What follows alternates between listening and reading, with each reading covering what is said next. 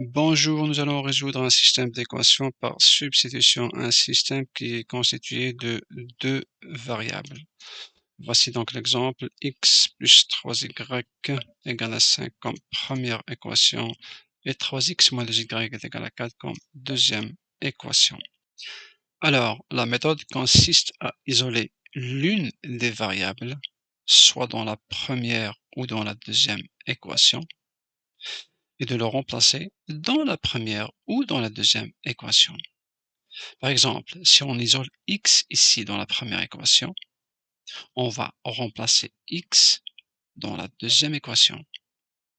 Si on isole y dans la première équation, on va le remplacer dans la deuxième équation.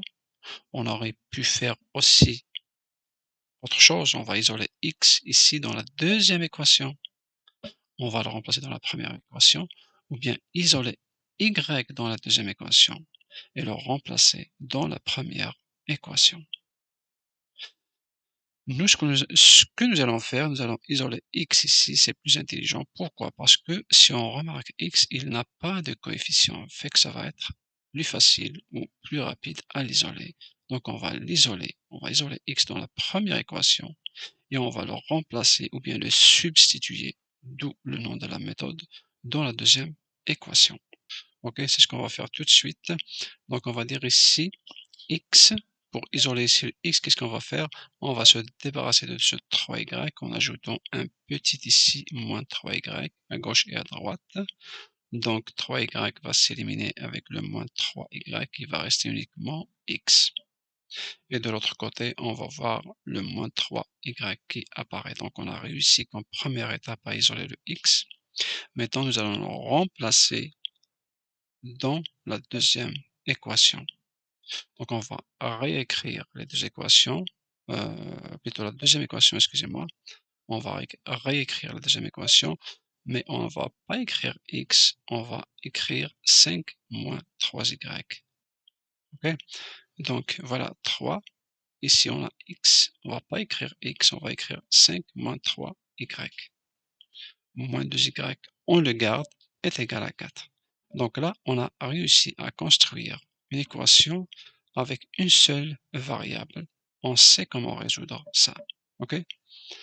Donc on va d'abord développer. 3 fois 5, c'est 15. 3 fois moins 3, c'est moins 9y. D'où ce résultat-là. Donc maintenant, on va regrouper ces termes semblables. Ça va nous faire moins 11y. Ok? Donc, puisqu'on cherche y, on va se débarrasser de ce 15.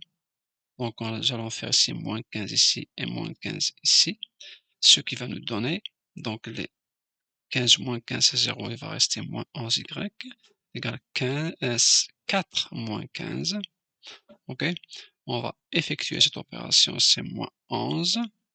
Puis on va diviser par le moins 11, on va continuer ici. On va diviser par le moins 11, on va trouver que y est égal à... Est-ce qu'on a résolu le système d'équations? Non, pas encore, on a trouvé juste une seule variable. Ok, donc maintenant, puisqu'on a déjà x qui est égal à 5 moins 3y, en disant x qui est déjà exprimé en fonction de y, donc on va remplacer y ici. On aurait pu le remplacer ici, par exemple, ça ne changerait absolument rien du tout, sauf que c'est plus rapide et encore une fois plus intelligent de le remplacer ici. Ok, donc on va prendre cette équation-là, cette nouvelle équation-là qu'on a fabriquée, et on va remplacer le y ici par sa valeur qui est égale à 1. Donc 5 moins 3 font 2. Donc on a trouvé la valeur de x.